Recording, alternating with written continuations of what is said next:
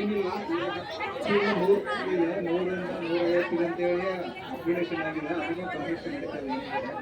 ಈಗ ತಾಯಿ ಮತ್ತು ಮಕ್ಕಳದ್ದು ಒಂದು ಆಸ್ಪತ್ರೆಯಲ್ಲಿ 50 ಬೆಡ್ಡಿಂದು ಹೆಚ್ಚಿಂದು ಕನ್ಸ್ಟ್ರಕ್ಷನ್ ಆಗಿದೆ. ಅದನ್ನು ಈಗ ಇಲ್ಲಿ ಜಾಗ ಇದರಲ್ಲೇ ಮಾಡಬೇಕಂತ ಅದನ್ನು ಸ್ಯಾಂಕ್ಷನ್ ಮಾಡಿದ್ದಾರೆ. ತಾಯಿ ಮತ್ತು ಮಕ್ಕಳಿಗೆ ತೊಂದರೆ ಆಗದಂತೆ ಸರ್ಕಾರ